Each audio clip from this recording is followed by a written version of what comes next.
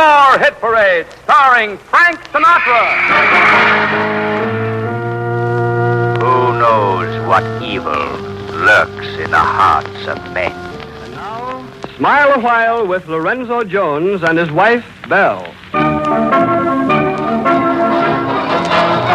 Here's the Manhattan merry-go-round that brings you the bright side of life, that whirls you in music to all the big night spots of New York town, to hear the top songs of the week sung so clearly you can understand every word and sing them yourself.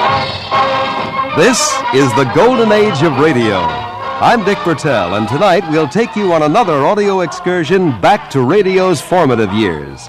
You'll hear the programs that made the era golden, and meet people who made those broadcasts a reality. The Golden Age of Radio is brought to you by WTIC and the Cromwell Savings Division of Farmers and Mechanics Savings Bank. Hometown friends, serving your best banking interests in every way. Now, here is your host, Dick Bertel. Good evening, and with me once again is radio historian collector Ed Corcoran. Well, Ed, who's our guest tonight? One of the real giants of radio, a man who served as a producer, director, a writer, and sometimes narrator, a 5-time Peabody Award winner, and now, for the past 14 years, with the Voice of America. It's my very great pleasure to introduce to you all Bill Robson. Well, I'm very glad to be here in your Bailiwick. Coming from Pittsburgh, I was told to enter the class of 28 at Yale. I was told by a friend of mine who was graduating from the class of 25 that I would always be a second-class Yale man because I had never gone to a New England prep school. I went to Allegheny High School in Pittsburgh, Pennsylvania. You know, he was quite right. And now Yale is full of second-class Yale men of all colors and sexes. Yes, I imagine to an old Eli, you must feel a little disturbed about the fact it's co-ed now. I'm not disturbed at all about it. I don't have to go through it. Weren't you close to being a classmate of Rudy Valley when you were going there? Yeah, I was pretty close. He lived on the floor below me in Hartford. For goodness sake. And he graduated a year ahead of me. Well, so you both made it pretty big in radio, both you and Rudy. Any other members of your class or that group that also made it in radio? Like yes, Lanny Ross was a classmate of mine. Oh, yes. Well, certainly he's very well known. I just thought, before we went on too much further, Bill, I'd mention a few of the shows that you were associated with just to put your career in more perspective, and I'd like to just name a few. I know this embarrasses you, but... Not at all. I'd love to hear it. Well, of course, I think the number one show was Suspense because of its longevity, but there was also Escape, the CBS Radio Workshop, Big Town, The Man Called X, The Man Behind the Gun, Calling All Cars, The Reader's Digest, and many, many more. And, of course, I think Suspense is the one that stands out in a lot of people's mind because it was on for, I guess, almost 20 years, wasn't it? Yes, but you see, you ended with the end of Suspense and the end of my radio career, and those things weren't important at all to the radio audience or to me. Suspense was a very, very important show. I must say that I was not the director of Suspense in its heyday. Bill Spear was. And Bill Spear did not create Suspense, but made it the great show that it was. I came along at a time when radio was paring down all of the adjuncts to great production in terms of money for stars, money for cast, money for orchestra, et cetera, et cetera. And to give you an example of how grim it was out in 1959, they removed Suspense from the West Coast to New York for production in New York in order to save $80 in sound effects technicians. Isn't that something? And they changed producers. Bruno Zerato Jr., I believe, was the New York I have no producer. comment on the quality of the show from then on. I wrote it for it after that. At Yale, you were a drama student. Did you have aspirations to go on stage, or were you more interested in writing at that time, Bill? Well, before I matriculated at Yale, no, I didn't matriculate, I transferred from the University of Pittsburgh. I had been a newspaper reporter, a Cub reporter. I nearly said Cub Scout. A Cub reporter on the Pittsburgh Gazette-Times, and it followed that I would work my way through school with what newspaper work I could get, and I got a sufficient amount of it, plus dishwashing, etc., to work my way through.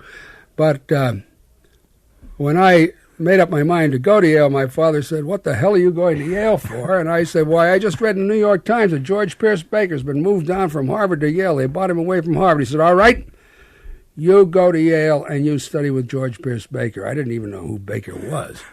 And so I went to Yale and I studied with George Pierce Baker, the great coach of playwrights. And from then, the twig having been bent, the tree was inclined towards drama. I recall that the scenario that I wrote for a 3-act play in Baker's 47 workshop was commented on by the professor in front of the class that Mr. Robson has here written a motion picture script, a radio script, but not a play. Now I suggest you write a play. And subsequently I ran into the professor some years later and reminded him of this, which of course he forgot. And I said, "Well, you were a great prognosticator because I left you to go into motion pictures, left motion pictures to go to radio, and here I am." Yeah, I was hoping you might trace your career. You know, you were a drama student, and they didn't teach radio drama in those days any more than they taught television drama, say, back in 1938 or something like that. So what were the events that led you into radio then after having graduated from Yale? I was broke. Yeah, a lot of people have told us that. You know, there wasn't any place to go. I'd been a picture writer of very, very little success in Hollywood. And then the president closed the banks. President Roosevelt, just after his inauguration in 1933. I went to a party at a friend's house, and a fellow I just met says, "I understand you're a writer." I said, "Yeah, I'm a writer." He said, "What can you write?" I said, "Anything." That's what you say when you're hungry. That's right. And he said, "Can you write radio?" I said, "Sure." I didn't tell him I had nothing but a contempt for radio because I was a picture writer. He said, "Well, go see this fellow down." So I went downtown and met this fellow. This fellow had a derby hat on. His name was Don Lee, and he owned the Cadillac distributorship in California. And he also owned KFRC San Francisco, KHJ Los Angeles, and a whole string up the valley. Yeah, Don Lee Network. I remember Don that. Lee Network. Yeah, right. And he took me to lunch at a health food restaurant with Smiley Wiley, his sales manager, always Carnation Wiley, we called him, who always wore carnation in his buttonhole. And he said, "Young man, what can you offer to radio?" And I said, "Well, I think I just finished this assignment at Universal Studios." I said, "Well, I think a dramatization of World War Flyers." I almost said World War I, but they didn't say that in those days. Yeah. World War Flyers. I think there's Frank Luke the Balloon Buster. There's von Richthofen. There's so many of them. And all the boys in the Lafayette Escadrille. Just off the top of the head. And he said, "That sounds very interesting. You want to come in tomorrow and start writing? See if we like you and you like us?" And I said, "Sure." So I went in with the brashness of 26 and 7 years old and wrote it, and it was on the air. I never knew how much money I was being paid until I got a check, and then I found out it was $46.50 a week. What was the name of the show? Conquerors of the Sky. Conquerors of the Sky. That was done out in the West Coast primarily. Oh, huh? Yeah. Yes. Only it was Don Lee Network. Yes. So any pioneer broadcaster from those days, and there are only about 6 of us left, will remember that show because in the very first episode, Frank Luke the Balloon Buster, I didn't know how to do anything. I didn't know how to use music. I just knew that there were words, and I didn't have a camera, so I used words. And the line was, "Slanting down a sunbeam at 250 miles an hour, saying 250 miles an hour, Frank Luke went to the attack." Now, that's pretty heady stuff for 1933. Well, those were the early days.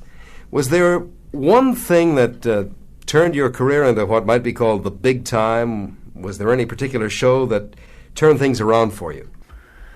Yeah, Calling All Cars, which dramatized the exploits of the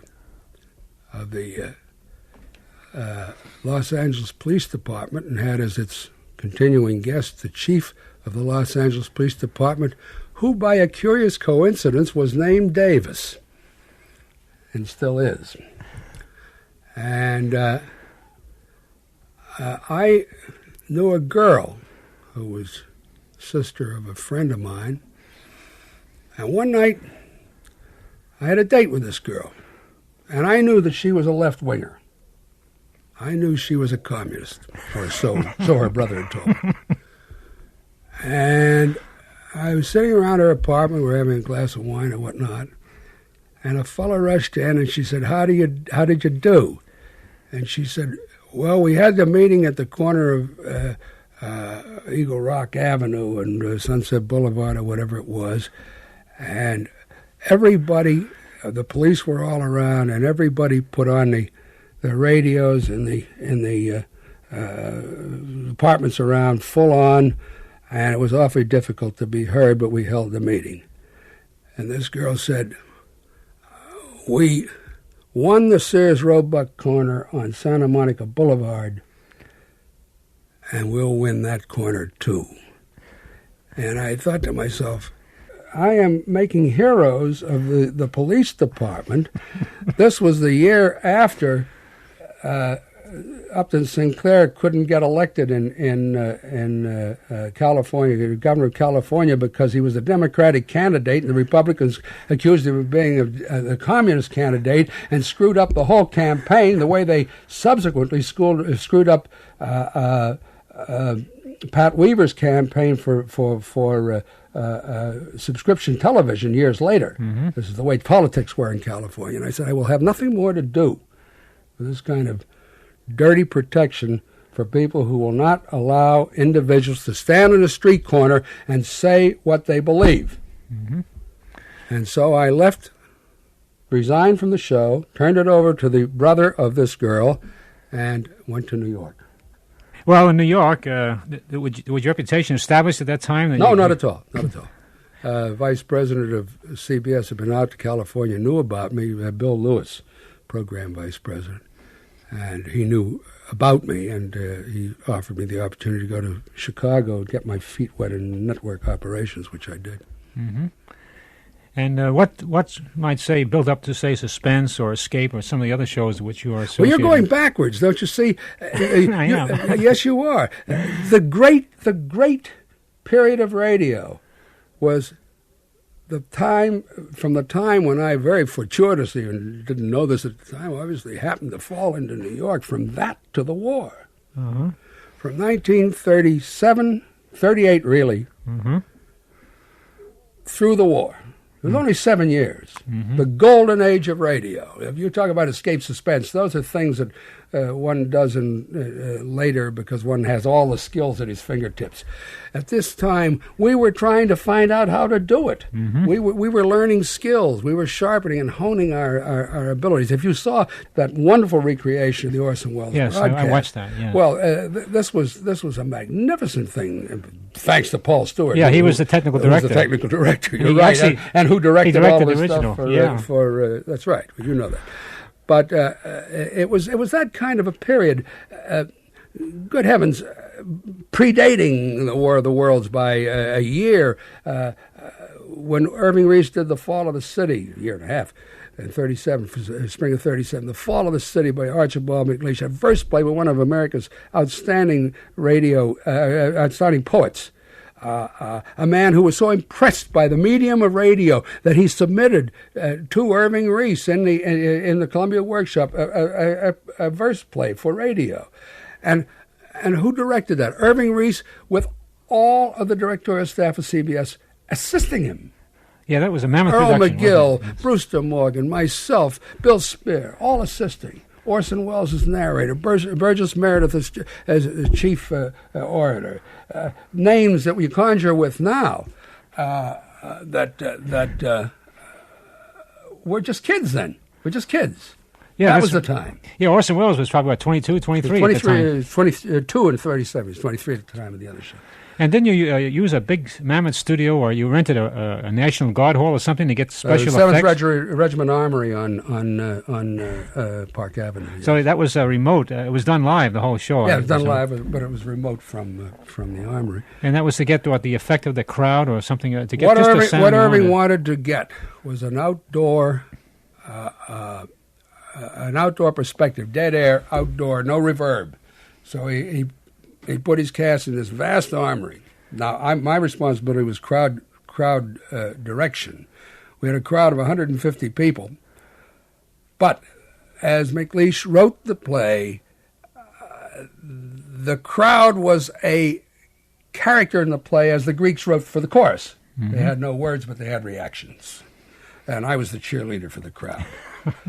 But to limit that, to control a small orchestra, but with very piercing, primitive instruments. I mean, by that, woodwinds and tambours and so on. To control that, to control the narrator, Wells worked in an isolation booth, which were quite new in those days. All of this to give an impression of great space without reverberation, because Irving was a genius at this kind of conception. Unheard of in those days, unheard of today. What television producer gives a damn about sound? They pump all this $250,000 production through a 4-inch speaker. Yeah, that's about right, yes. Well, it's ridiculous. Well, yes, I thought we might listen to this because, people are curious to see how the Fall of the City sounded. I have a recording, so why don't we hear what it sounded like? This great production was 1937, is that right, Bill? April of 1937. On the CBS Radio Workshop. Are you free? Will you fight? There are still ages for fighting. There is still an itch in the streets. You can stand on the stairs and meet him. You can hold in the dark of a hall. You can die, or your children can crawl for it. They won't listen. They're shouting and screaming and running. The square is full of deserters, with more coming. Every street from the bridge is full of deserters. They're rolling in with the smoke blowing behind them. The plazas choke with the smoke and the struggling of stragglers. They're climbing the platforms, driving the ministers, shouting. One speaks and another. The city is doomed! There's no holding it! Let the conqueror have it! It's his! The age is his! It's his century! He's one man! We are but thousands! Who can defend us from one man? Bury your arms! Break your standard! Give him the town while the town stands! They're throwing their arms away. Their bows are in bonfires. The plaza is littered with torn plumes. Spear handles. Masterless men!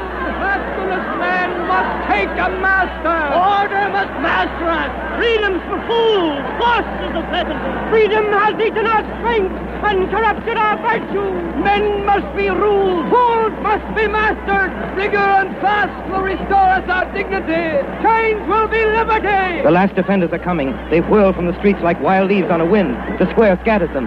Now they are fewer. 10 together are 5. They come with their heads turned, their eyes back. Now there are none. The street's empty, in shadow. The crowd is retreating, watching the empty street. The shouts die. The voices are silent. They're watching. They stand in the slant of the sunlight, silent and watching. The silence after the drums echoes the drum beat. Now there's a sound. They see him. They must see him. They're shading their eyes from the sun. There's a rustle of whispering. We can't see for the glare of it. Yes? Yes? He's there in the end of the street, in the shadow. We see him. He looks huge, a head taller than anyone, broad as a brass door. A hard hero, heavy of heel on the brick, clanking with metal, the helm closed on his head, the eye holes hollow. He's coming. He's clear of the shadow. The sun takes him. They cover their faces with fingers. They cower before him. They fall. They sprawl on the stone. He's alone where he's walking. He marches with rattle of metal. He tramples his shadow. He mounts by the pyramid, stamps on the stairway, turns. His arm rises. His visor is opening. There's no one. There's no one at all. No one. The helmet is hollow. The metal is empty. The armor is empty. I tell you, there's no one at all there. There's only the metal, the barrel of metal, the bundle of armor. It's empty.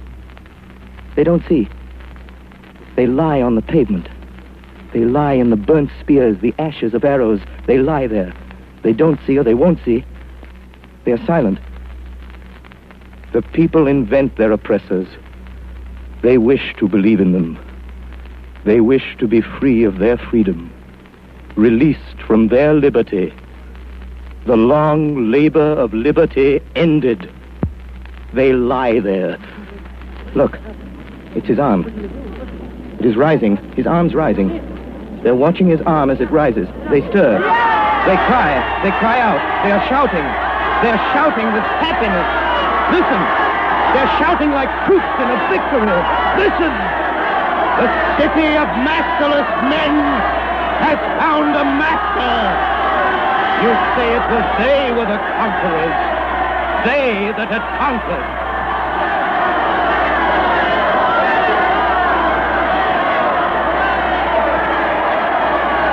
The city is fallen.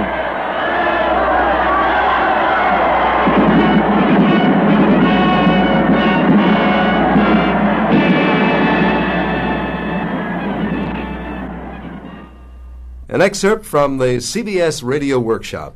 1975 has been a year of growth for two hometown banking friends and neighbors who have now joined together to better serve you. During this year, the Cromwell Savings Bank has joined with Farmers and Mechanics Savings Bank to offer even greater convenience to customers at any one of their 6 locations. An account at either bank is now an account at both. This means that these two hometown friends can now serve your best interest in every banking way. In addition to a number of savings plans designed to suit your individual needs, personal loans, home improvement loans, personal checking accounts will also be available starting January 1st. So stop in soon and apply for your personal checking account. The Cromwell Savings Bank division of Farmers and Mechanics Savings Bank has 2 convenient locations at the corner of Main and West Streets and the new Cromwell Plaza office near Kmart. Farmers and Mechanics has offices in Middletown at Main and College Streets and also on Washington Street. Other locations include Montville and Colchester, member FDIC and equal housing lenders. As 1976 approaches, they look forward to providing even better service to you and your family. Now, once again, back to Dick Bertel. Our guest tonight on the Golden Age of Radio is William M. Robson. I'd like to, keep going on this period and maybe go into some of the technical aspects of putting some of these shows together. Now, you went through the whole period of sound effects where they were all simulated in the studio as opposed to recorded outside, let's say, on disc. And I just wonder, how that affected the quality of your shows, whether you really had some real tough problems simulating sounds that couldn't be recorded live, that sort of thing. Well, at the beginning, in 1933, when I started with Calling All Cars, when I started with Conquerors in the Sky, in order to get a machine gun effect, we had what was called a shot pad, and it was a leather pillow and a slat, and the sound effects man would hit this very fast. That was a machine gun burst. I wanted the whine of a shell approaching its target, and they didn't have any such effect. And here again, you extemporize. And I said to Gino Severi, the first chairman in the orchestra, "Can't you give me a glissando on the G string?" And that's what he did. And he went down like that. We want the diving of an airplane. The trombone took it. It was that rudimentary in California in '33. Now, the audience believed it, though, didn't they? Even though it was... Yes, I don't think one would today, but at that time they had no basis of comparison. Now, later, by the time we got around to, within 2 or 3 years, we were using recorded sound effects. We could use recorded sound effects. Automobiles starting, stopping, car door, very rudimentary, very bad. But again, no basis for comparison. Then we learned to use variable turntables, so you could speed up or slow down and get a differentiation that way. Now I'm going to skip to Man Behind the Gun in 1942. I was hoping you were going to do that because that was the epitome of sound effects, that show, wasn't it? At least that's what the critics said. You said it, and I agree with you. The challenge there was quite something, because here we were sitting in New York attempting to dramatize to the American public the kind of military activities their sons, husbands, brothers were involved in around the world. But we had no sound effects. We had nothing was recorded of B-17 bombers. This was secure stuff. You couldn't get any sounds of this stuff. So we had to imagine and we had to create. And This involved use of recordings principally, but you'd have a recording of a 2-engine plane, and you'd double and quadruple it off of turntables with 2 arms on each table. You would fool around with filtration and levels on gunshots. You would take a rifle explosion. I'm not sure that we did this, but this is an example. You'd take the explosion of a rifle, slow it down, take the highs out, it becomes a mortar shell. This sort of thing you do. Now, however, something was missing. The fellows were in there saying, pilot the Billy Gunner, pilot the Billy Gunner here, and they're here, and the guns are over here. So I remember having read something about the threshold of hearing someplace, and I put on either side, on the dead sides of the cast mic, 2 18-inch speakers, and I fed every sound effects that we were handling, going to the network live, full level, into the ears of the actors full level, and they had to shout over it. That's one of the qualities that gave that show such a verisimilitude. So that, you'd run into naval officers and say, "Were you aboard the Boise?" Or "You've been flying over England." No, it was in New York. Well, Ed, you have an excerpt from this show that I'm sure Bill will remember, Prep Joe. Oh, no, I'm Prep Joe, yes. Oh, this is something I must interpolate here. This I had never been on a PT boat, obviously, and I made arrangements through the Navy to board one and in the Brooklyn Navy Yard on a very, very cold winter day. We went up through Hell's Gate into Long Island Sound and back, and they put this thing through all of its maneuvers, excepting firing torpedoes, of course. And I was fascinated because they go forward on muffled half-speed engines, and suddenly throw a command, and this thing would leap out of the water. Wow! Well, this became a challenge. You'll hear it on this disc. They go into attack. You can't believe it. When they give the order, that thing shoots forward, shoots into your ears, shot into the ears of the actors, and the result you're about to hear. Hackett is already aboard the Long Tom. He waves at you briefly and impersonally. You wave back the same way and then get down to business. Wind him up. Stand by to get underway. Wind him up. Stand by to get underway.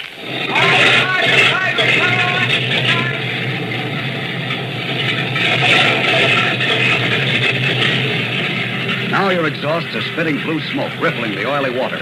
You look over at the Long Tom as it moves slowly away from the dock, churning up a white, creamy wake.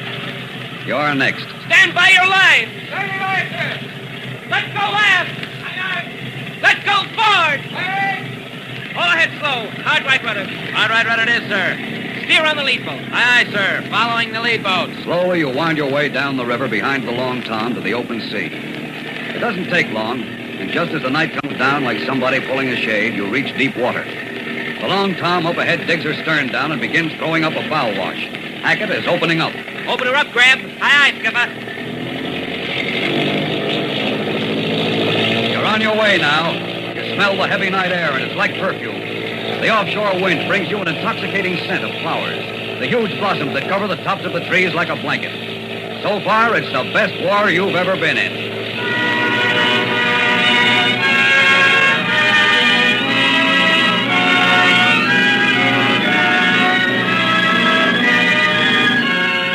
The hours go by. You're about 100 miles from your base now, cruising up and down behind the Long Tom. You haven't seen anything, and you've got an idea Hackett is deliberately avoiding trouble because you're new on the patrol. You're debating with yourself whether or not you should call him on the TBS, the interboat radio, and ask him about it point blank, when your radio man comes up and pulls your trouser legs to get your attention. What is it, Sparks? Long Tom on the pipe, Skipper wants to talk to you. Okay, give me the can. You clamp the earphones over your cap and grab the mic. Hello, Long Tom from Prep Joe. Acknowledge. Hello, Prep Joe. This is Hackett on the Long Tom. Are you on, Regan? Yeah, Hackett, go ahead. There's an enemy force of some kind about 4 or 5 miles ahead. Probably transports to Guadalcanal. I'm going in to investigate. Will you follow me? Certainly. Shall I muffle up? Yeah, good idea. Let's go in now, not too close until we see what's what. Okay? Okay. Right. Keep both feet on the deck, sailor. Off. Roger. Okay, Spark, I'm through. Better get to your gun. We're going in. Aye, aye, sir. Man your battle stations. All hands, put on life jackets. Pass the word. Man your battle stations, all hands, life jackets. Helmsman. Aye, sir. Signal engine room to close mufflers. Aye, aye, sir. Now the PT's motors are muffled as it tracks the enemy. And you're trying to bore a hole through the darkness ahead for the first glimpse of him. It's tough. It's as black as the inside of a motorman's hat. The long tom shears off now, and the two boats run along through the night about 200 yards apart. The machine guns are manned now, and their ugly snouts move restlessly this way and that as the men limber them up. An excerpt from Prep Joe from the CBS series Man Behind the Gun. 1 and 1 usually makes 2, but sometimes two things join together and become one. This isn't new math. It's the all-new combination of Cromwell Savings and Farmers and Mechanics Savings Banks. In an age of expanding and changing bank service, these two old friends and neighbors have joined to maintain the greatest customer convenience for thousands of lucky customers. An account at either bank is an account at both, which means these hometown friends can now serve your best interest in every banking way. Full personal banking service, including checking accounts, available January 1st. But you can begin right now with savings and loans at both, because an account at one means an account at both. So 1 + 1 equals a bigger one. The Cromwell Savings Bank division of Farmers and Mechanics Savings Bank has two convenient locations, at the corner of Main and West Streets and the new Cromwell Plaza office near Kmart. Farmers and Mechanics Savings Bank have offices in Middletown at Main and College and also on Washington Street. Other locations include Montville and Colchester. Member FDIC. Now back to Dick Bertel. Our guest tonight is William M. Robson. I do have to go into your latter period, even though you feel that your career was already at its zenith at that time. Not at all. I became a big man later, but what made it all possible was what happened in the 30s and 40s. You made money in the 50s. Well, of all the shows, the anthology series, there were a lot of them. They were like Inner Sanctum Mysteries and The Mysterious Traveler and The Whistler and Suspense. I think the one that everybody seems to feel is the top was Escape. And I like to just play the introduction to this by Will Conrad, just the mood of the introduction, I think, kind of gets people, they know it's going to be a good show. You are isolated on a remote plantation in the crawling Amazon jungle, and an immense army of ravenous ants is closing in on you, swarming in to eat you alive, a deadly black army from which there is no escape.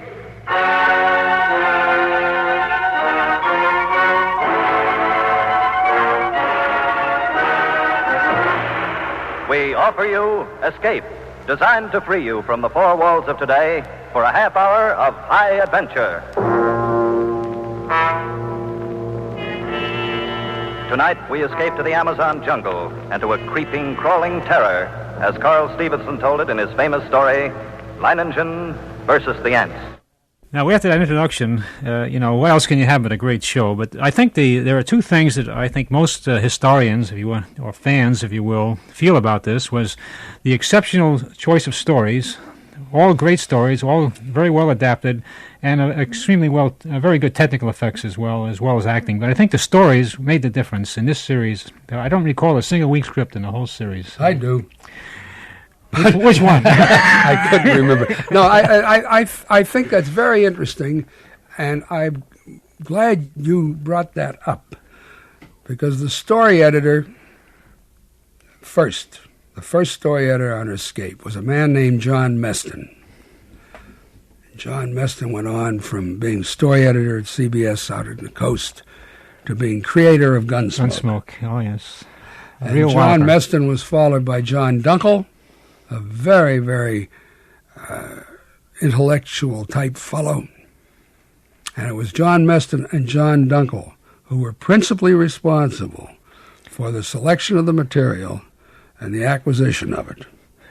But they still were under your direction, though. The producer has the final say, right? The final say on acceptance. But here I want to stress this fact: their contribution was superb, and practically never did I disagree with them.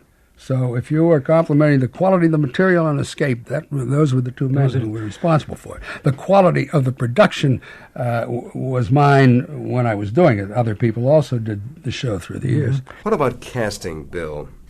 Was there an inner circle, so to speak, such as Larry Haynes, Stotts Cotsworth, Frank Lovejoy, people like that? How did you go about casting parts? Did you always have familiar names in mind? I'm sure you were constantly bombarded by people wanting to be on the show. Well, I don't know what you're after, but... Well, we heard it from the actors. We'd like to hear from your end as far as how you went about choosing the people. You've just said it. You're constantly bombarded, and you get so tired of nonsense, incompetence, no talent, and this sort of thing. I remember shortly after I went to New York from California, back in 36 or 7 when I first started to do the workshop, an actor coming in for an interview, and I said, what have you been doing? He said, well, I've been here from the coast about a year. And I said, what did you do on the coast? He said, I was one of the leading actors on Calling All Cars. And I said, you were you? What time? And he gives me the time I was doing it. All right, then there's the other one. My son Christopher, who is now old enough to vote on much more, was in a nursery school and back in 1947 or 8, and he brings home his first finger painting. And like all proud fathers of small children, I had it framed. And I hung it in my office wall. And in comes an actor for an interview. And he says, what is that? What is it? I said, that's an early Christopher. He said, Christopher, I love Christopher. So we got rid of him. I am not one who suffers fools gladly nor accepts much brown-nosing. I want talent. I want ability. And I will go to lengths to find it, and I will also go to lengths to put up with it, as sometimes is necessary. Well, these people I mentioned were all terrific. You know, they could come in and do a cold reading and still sound like they read it 20 times. You know, they had that kind of talent. Don't you believe it? Well, at least they told me they could. Anyway. I know. The only one I ever knew who could do that was Orson Welles, and he proved it. But a director doesn't want that kind of talent, because a director has got to mold the show. That kind of talent, then you become Orson Welles and you direct the Mercury Theater. Mm-hmm. I don't think I've ever revealed this. It doesn't make much difference, and it certainly is not told in criticism about a very, very talented man who is now dead.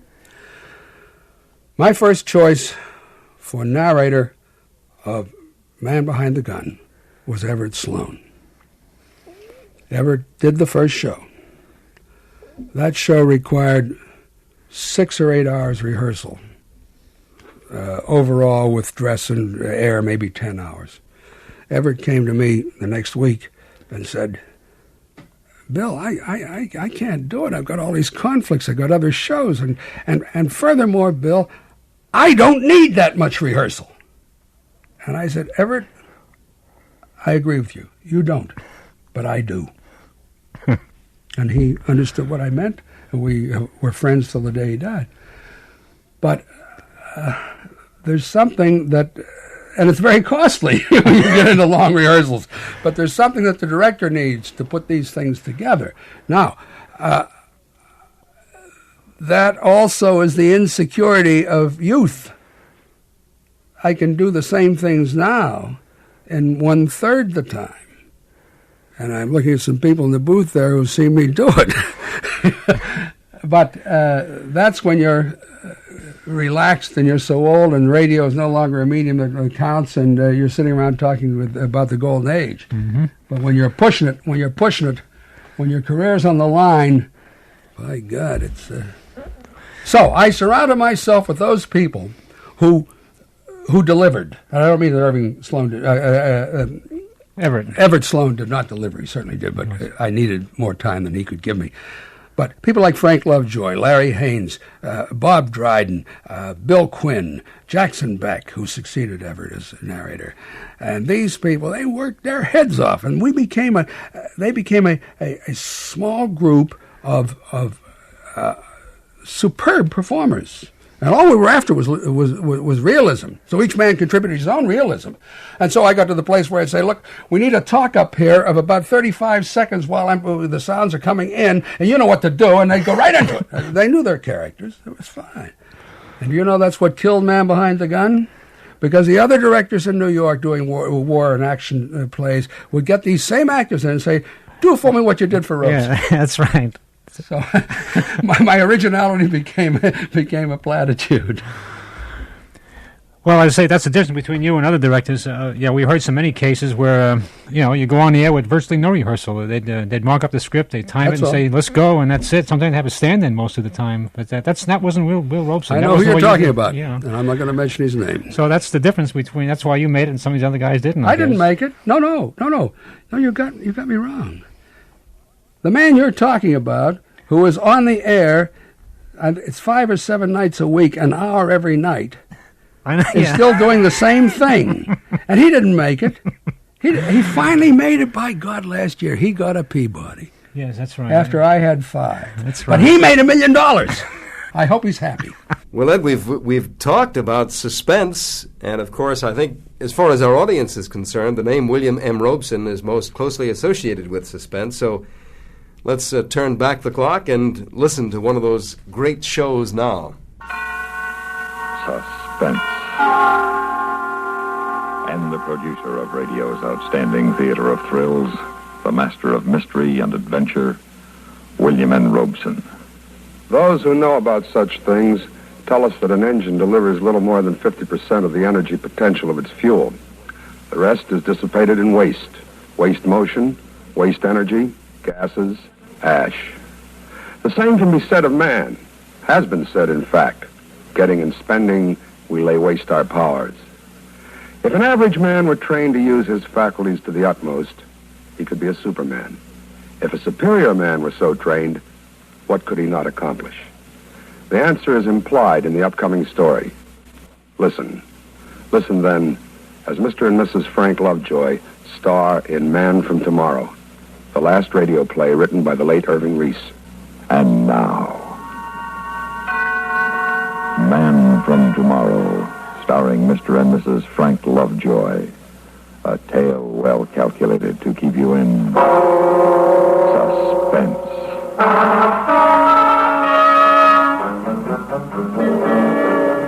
Even in these days of so-called full employment, you'd be surprised how few job opportunities come up for an ex-jet jockey. So it was with more than passing interest that I read this ad while I was scanning the classified section of the Sunday paper. It said, wanted, ex-jet pilot. Unmarried, without family obligations, must be in perfect health and prepared for rigid tests. Successful candidate will receive good pay and be given opportunity to contribute to daring experiment and world betterment. Apply Tuesday at 10 a.m., Science Associates, 126 West Street. Well, Science Associates, you just got yourself a boy. It turned out there were quite a few boys with the same idea. By 10 o'clock Tuesday morning, nearly 50 of us were crowded in a windowless, air-conditioned room in the windowless, ultra-modern building of Science Associates. Oh, hi. Hi, Major. Well, hi, Randy. It's been a long time. Yeah. Some of the faces were familiar, guys that had been in the Air Force with me in Korea and afterward. We sat there and waited. An hour, 2 hours, nothing happened. I don't know about the rest of you guys, but this place is beginning to give me claustrophobia. I'm getting out. Open that door. Hey, it's locked. Hey, we're locked in here. Even before this had a chance to sink in, another door opened on the far side of the room. A guy with a white mask on his face came in carrying a Thompson submachine gun. Hit the gun! Everybody flattened on the floor except me. I made a dash for the man in the mask, but he disappeared as quickly as he'd come. Hey, Major, how come you didn't hit the floor? You tired of living? Well, he was shooting blanks. He was shooting... Couldn't you see that? There weren't any bullets chipping anything. Besides, I knew it was a gag from the way he held that machine gun. When those babies are loaded with live ammo, you got to fire them from the waist. Well, I don't like this. Come on, guys, let's crash the door and get out of this rat trap. Save it, Randy. That won't do you any good. That door's as thick as a bank vault. And then something else. thick, black, acrid smoke pouring out of the air conditioning vents, and a sound from somewhere of an airplane diving. Every pilot remembers with horror the smell of burning oil from a plane out of control. It hit us way back and deep down, and some of the guys got panicky. And then the blowers reversed and the smoke was sucked out quickly. Attention, please. A loudspeaker cut in from nowhere. For the past 2 hours, you have been under close observation as a necessary part of this test. You were warned in advance the test would be rigid. As you file out past the guard, you will receive a token compensation for your time and discomfort. We now ask you all to leave, except the man who ran for the gunner. The door is now open. Thank you. You're welcome. Well, Major, looks like you got the job. Also looks like I'm going to shove it right back in their faces. Well, I don't blame you. Well, so long. So long, Randy. Take it easy.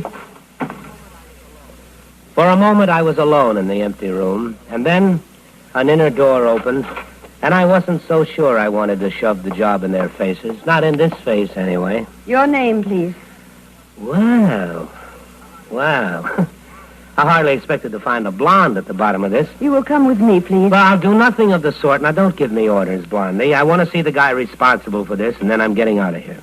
I take it you have lost interest in contributing to world betterment.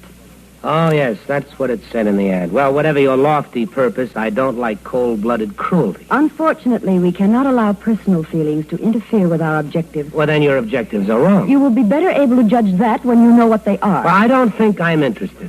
And if I may indulge a personal feeling, callousness is unattractive enough in a man, but in an attractive girl... Neither your feelings nor mine will matter in this project, Major.